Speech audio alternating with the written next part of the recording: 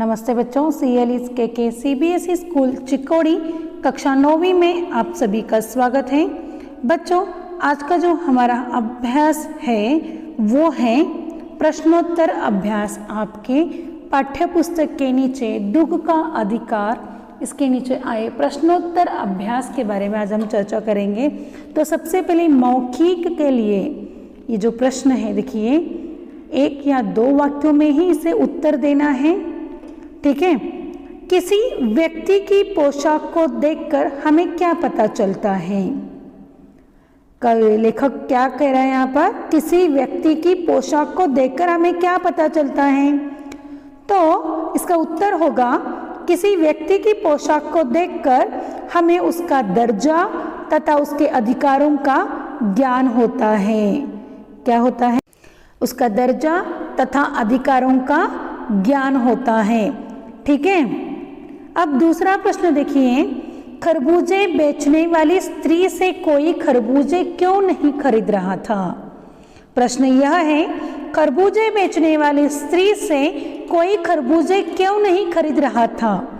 इसका उत्तर इस प्रकार होगा, खरबूजे बेचने वाली अपने पुत्र की मौत का एक दिन बीते बिना खरबूजे बेचने आई थी। सूतक वाले घर के खरबूजे खाने से लोगों का अपना धर्म भ्रष्ट होने का भय सता रहा था, इसीलिए उससे कोई खरबूजे नहीं खरीद रहा था।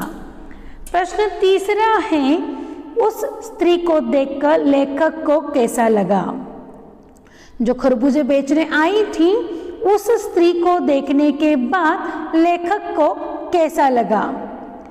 उत्तर इस प्रकार होगा, उस स्त्री को फुटपाथ पर रोता देखकर लेखक का मन में व्यथा उठी, यानी कि लेखक को दुख हुआ। वह उसके दुख को जानने के लिए बेचैन हो उठा, क्योंकि वो क्यों रो रही है। रास्ते पर बैठकर खरबूजे बिके बिना वो रोते हुई बैठी थी।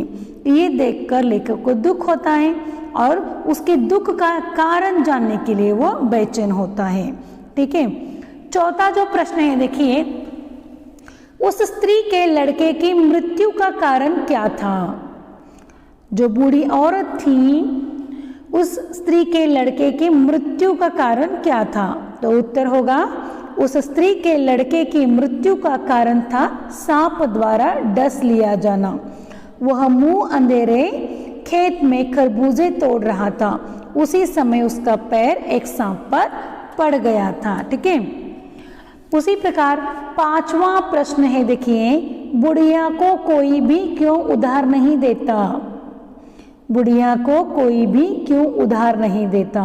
तो उत्तर इस प्रकार है, स्त्री का कमाऊ बेटा मर चुका था, अतः पैसे वापस न मिलने की आशंका के कारण कोई उसे इकन्नी दुवन्नी भी उधार नहीं देता, क्योंकि उस स्त्री का जो पुत्र यानी कि जो लड़का है, मर जाने के कारण उधारी उसे कोई नहीं दे रहा था, क्योंकि पैसे वापस आएंगे या नहीं इसकी उन्हें आशंका थी।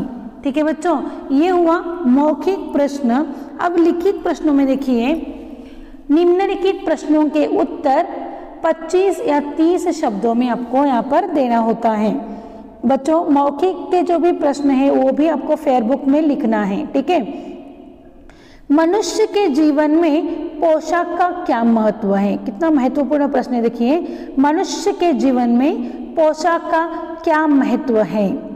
तो यहाँ पर देखिए उत्तर इस प्रकार है, मनुष्य के जीवन में पोशाक का बहुत महत्व है। पोशाक ही मनुष्य की सामाजिक और आर्थिक स्थिति दर्शाती है। ठीक है। पोशाक ही मनुष्य को मनुष्य में भेद कराती है। पोशाक ही उसे आदर का पात्र भी बनाती है तथा नीचे झुकने से वो रोकती भी है। देखिए, हमारे जीवन में पोशाक का कितना महत्व है। मनुष्य के जीवन में पोशाक का बहुत बड़ा महत्व है। पोशाक ही मनुष्य की सामाजिक और आर्थिक स्थिति दर्शाती है। पोशाक ही मनुष्य को मनुष्य में भेद कराती है और पोशाक ही उसे आदर का पात्र भी बनाती है तथा नीचे झुकने से वो रोकती भी है। ठीक है। प्रश्न दूसरा देखिए, पोशाक हमारे लिए कब बंधन और अड़चन बन जाती है? तो उसका उत्तर इस प्रकार होगा, जब हम अपने से कम हैसियत रखने वाले मनुष्य के साथ बातें करते हैं तो हमारी पोशाक हमें ऐसा नहीं करने देती। हम स्वयं को बड़ा मान बैठते हैं और सामने वाले को छोटा मानकर उसके साथ बैठने तथा बात करने में संकोच अनुभव करते हैं। देखिए, पोशाक हमारे लिए कब अड़चन बन जाता है कि अगर हम अच्छे पोशाक पहनते हैं तो हम खुद को बहुत बड़ा मानते हैं, मन में एक अहम निर्माण होता है। इसी वजह से क्या होता है, हमसे जो छोटे हैं उनके साथ बैठने उठने में हम क्या करते हैं, संकोच करते हैं। तो इस प्रकार पोशाक हमारे बंधन और अड़चन बन जाती हैं। ठीक है, तीसरा प्रश्न देखिए, लेखक उस स्त्री के रोने का कारण क्यों नहीं जान पाया? लेखक उस स्त्री के रोने का कारण क्यों नहीं जान पाया? उत्तर इस प्रकार है, लेखक उस स्त्री के रोने का कारण इसलिए नहीं जान पाया क्योंकि रोती हुई स्त्री को देखकर लेखक के मन में एक व्यथा हो उठी, पर अपनी इच्छा और उच्च कोटि की पोशाक के कारण फुटपाथ पर नहीं बैठ सकता था।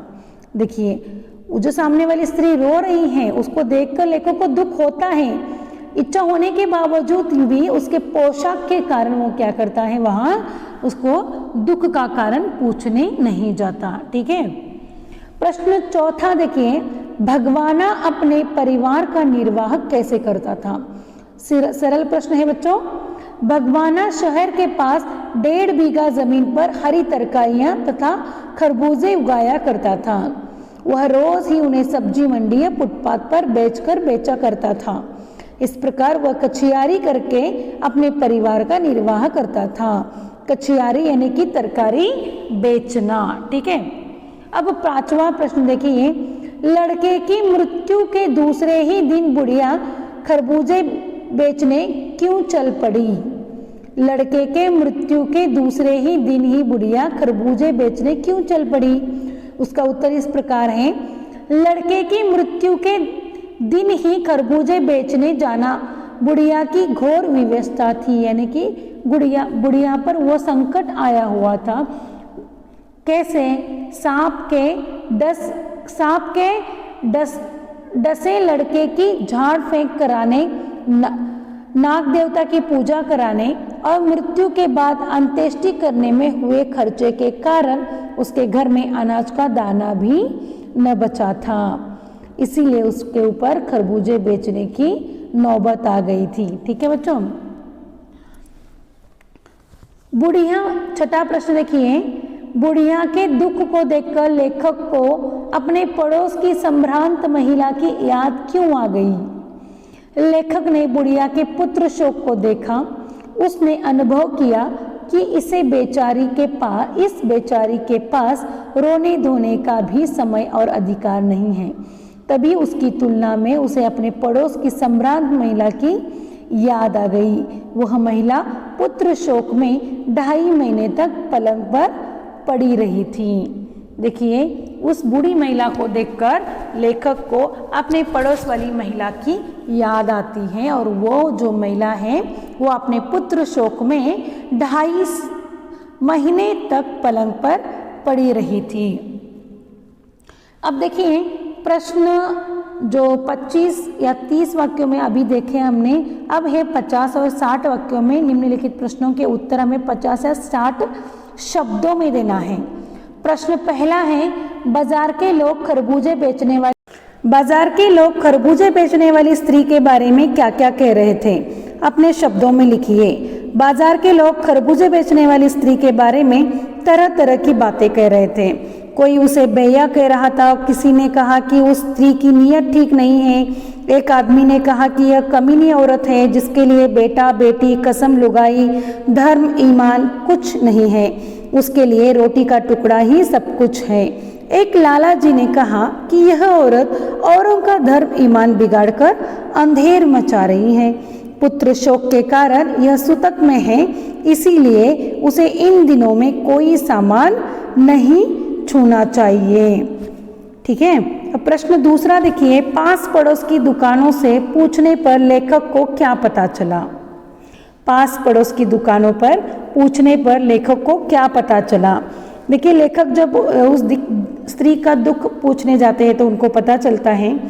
पास पड़ोस की दुकानों पर पूछने से लेखक को पता चला कि बुढ़िया का 23 वर्षीय जवान लड़का था। घर में उसकी बहू और पोता पोती हैं। उसका लड़का शहर के पास स्थित 1.5 बीघा जमीन पर कचियारी करता था। इसमें उगने वाली सब्जियों फलों तथा बेचकर वह घर का गुजारा चलाता था। परसों जब बुढ़िया का लड़का मुंह अंधेरे में खरबूजे तोड़ने गया तभी गीली मेड़ की तरावट में विश्राम करते सांप पर उसका पैर पड़ गया। उसे सांप ने डस लिया। बुढ़िया ने उसके इलाज के लिए झाड़ फेंक और पूजा अर्चना कराई, पर सब व्यर्थ हुआ। इससे उसके बेटे की मृत्यु हो गई। ठीक है। प्रश्न क्रमांक 3 देखिए, लड़के को बचाने के लिए बुढ़िया माँ ने क्या क्या उपाय किए। तो लड़के को बचाने के लिए देखिए बुढ़िया माँ ने क्या क्या किया है। बुढ़िया का लड़का भगवाना सांप डसने से बेहोश हो गया था। जैसे ही बुढ़िया को पता चला वह उसका विष दूर करने के लिए गांव के ओझा को बुला लाई। ओझा ने खूब झाड़ फेंक की परंतु सांप का विष दूर न हो सका। बुढ़िया जो कर सकती थी उसने किया। उसने ओझा को प्रसन्न करने के लिए नागराज की पूजा भी की। घर में जो आटा और अनाज था वह भी ओझा के हवाले कर दिया, परंतु इतना करने पर भी उसका पुत्र बच न सका। ठीक है। प्रश्न चौथा देखिए, लेखक ने बुढ़िया के दुख का अंदाजा कैसे लगाया। लेखक ने बुढ़िया का दुख का अंदाजा कैसे लगाया। लेखक ने रोती हुई बुढ़िया के दुख का अंदाजा अपने पड़ोस की उस संभ्रांत महिला को याद करके लगाया। उस संभ्रांत महिला का बेटा भी मर गया था। उसके दुख से दुखी महिला 2.5 महीने तक पलंग पर पड़ी रही। वह हर 10-15 मिनट में बेहोश हो जाती थी और बेहोश न होने पर आंखों से आंसू बहने रहते थे। उसके सिरहाने 2-2 डॉक्टर सदैव बैठे रहते थे। हर दम उसके सिर पर बर्फ रखी जाती थी।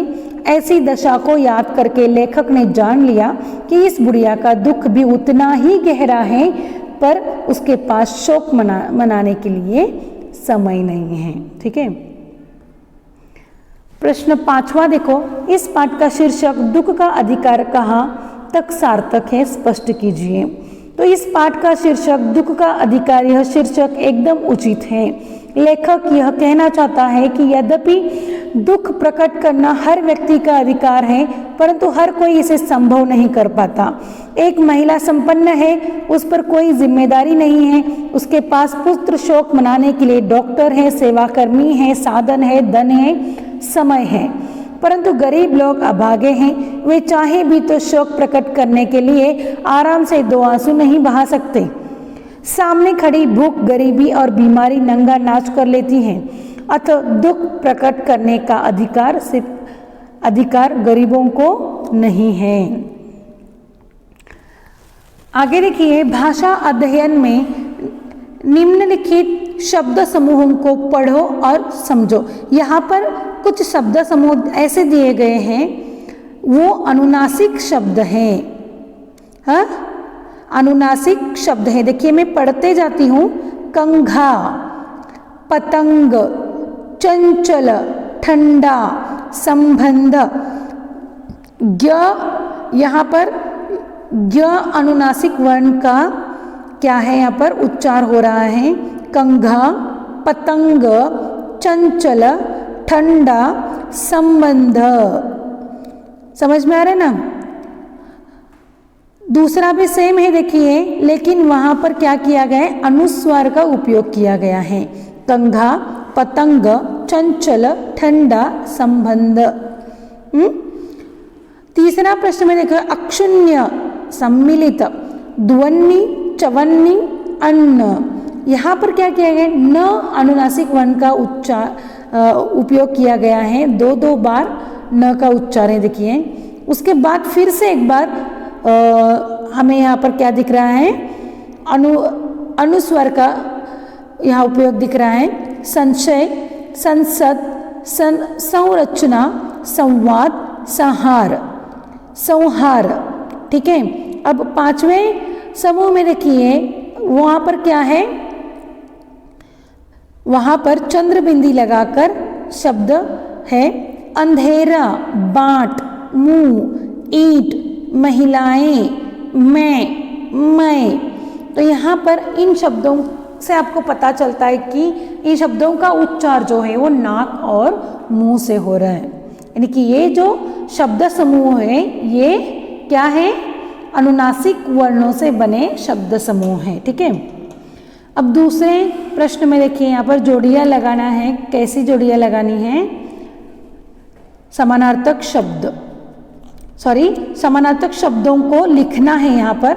ईमान सच्चाई, बदन यानी कि शरीर, देह गात, अंदाजा यानी कि अनुमान, बेचैनी यानी कि तड़प, व्याकुलता, गम यानी कि दुख, वेदना, कष्ट, पीड़ा, दर्जा यानी कि श्रेणी, जमीन यानी कि धरती, भूमि, जमाना यानी कि युग, समय, बरकत यानी कि वृद्धि, उन्नति, विकास। ये जो है समानार्थक शब्द है, आप इसको व्याकरण बुक में भी लिख सकते हो। ठीक है, अब प्रश्न क्रमांक 3, निम्नलिखित उदाहरण के अनुसार पाठ में आए शब्द युग्मों को छांटकर लिखिए।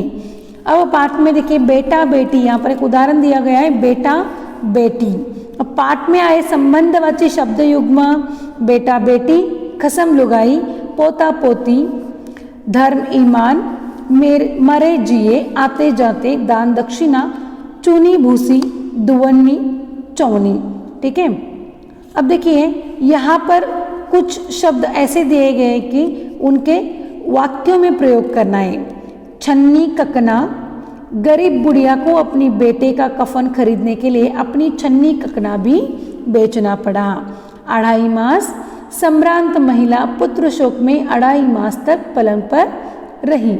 पास पड़ोस, लेखक ने पास पड़ोस के दुकानदारों से गरीब महिला के दुख का कारण जाना। दुवन्नी चवन्नी, महिला को गरीब जानकर किसी पड़ोसी ने उसे दुवन्नी चवन्नी भी उदाएं न दी। मुंह अंधेरे, अखबार बेचने वाले मुंह अंधेरे ही चलकर अखबार बांट आते हैं। मुंह अंधेरे का अर्थ होता है बच्चों सुबह प्रातः काल, सूर्योदय जब नहीं होता है तब, जब थोड़ा सा अंधेरा होता है वो तभी। झाड़ फेंकना, ओझा सांप के कांटे का इलाज झाड़ फेंक कर करता है। आगे देखिए फफक फक्कर, इसका उपयोग वाक्यों में किया गया है। बुढ़िया खरबूजे बेचते समय फफक फक्कर रो रही थी। बिलक बिलक कर, पुत्र को मृत देखकर उसकी माँ बिलक बिलक कर रोई। तड़प तड़प कर, सांप से काटे जाने पर भगवाना ने तड़प तड़प कर प्राण दे दिए। लिपट लिपट कर, दुखियारी माँ अपने मृत बेटे के शरीर से लिपट लिपट कर रोई। तो बच्चों इस प्रकार यहाँ तक जो भी हमने प्रश्न देखें, तो बच्चों इसको आपको क्या करना है, अपने नोटबुक यानी कि फेयरबुक में सुंदर अक्षरों में लिखना है। ठीक है बच्चों, और इसी के साथ हमारी ये क्लास यहीं पर ख़त्म होती है। धन्यवाद।